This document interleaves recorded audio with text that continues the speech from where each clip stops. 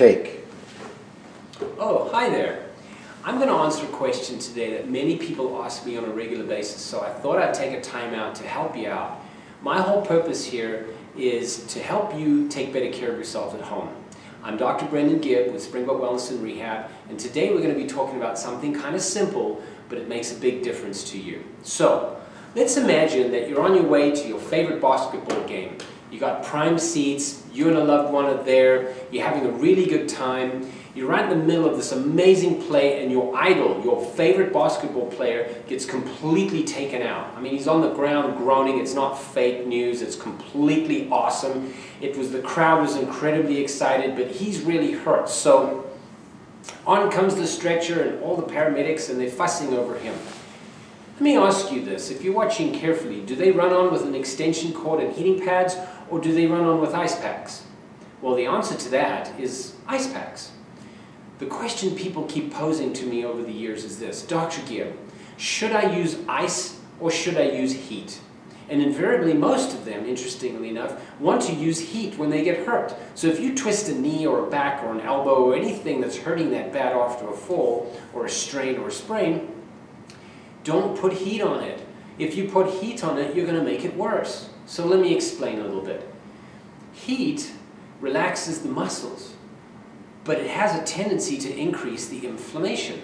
Even the word inflammation has flame in the middle of it, inflammation. So when you have an injury, oh my word, don't put heat on it, put ice on it.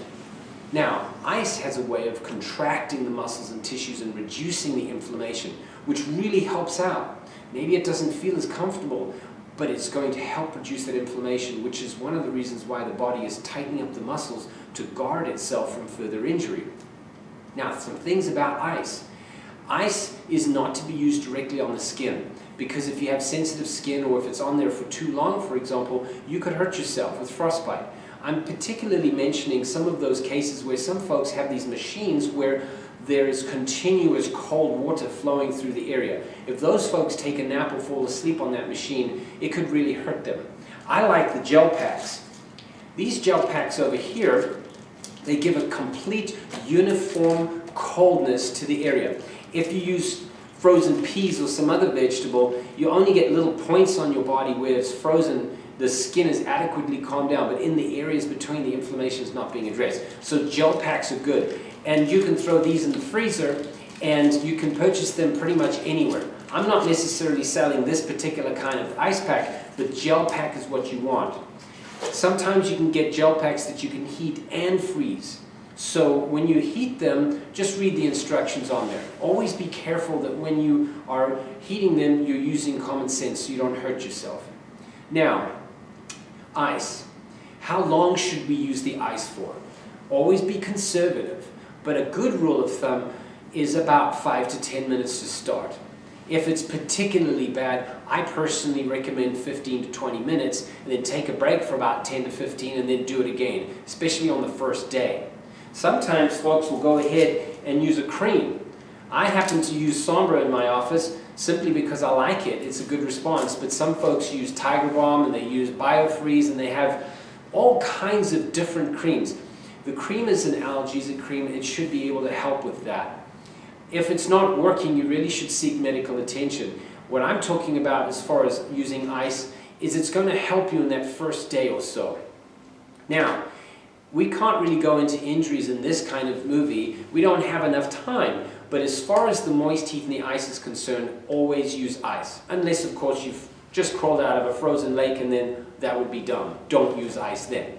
So when do you use moist heat? Well, moist heat is wonderful for relaxing muscles. Notice I said moist, not dry. Dry will just dry it out. The fancy word for that is desiccate. So if you think about it, if you go ahead and you want a nice relaxing afternoon, do you go and take a nice little, do you want to go and bob around in the jacuzzi, or do you want to stand in an industrial heating fan?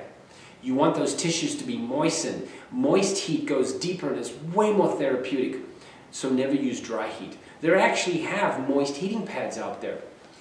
Just be careful with your heating pads, folks, because some folks take a heating pad and then they think they just put a moist towel in front of it.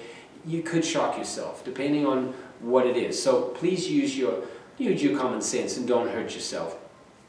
Moist heat, I like to do moist heat first and then follow it with ice. And I usually will do this once again after I've used ice for the first day or so.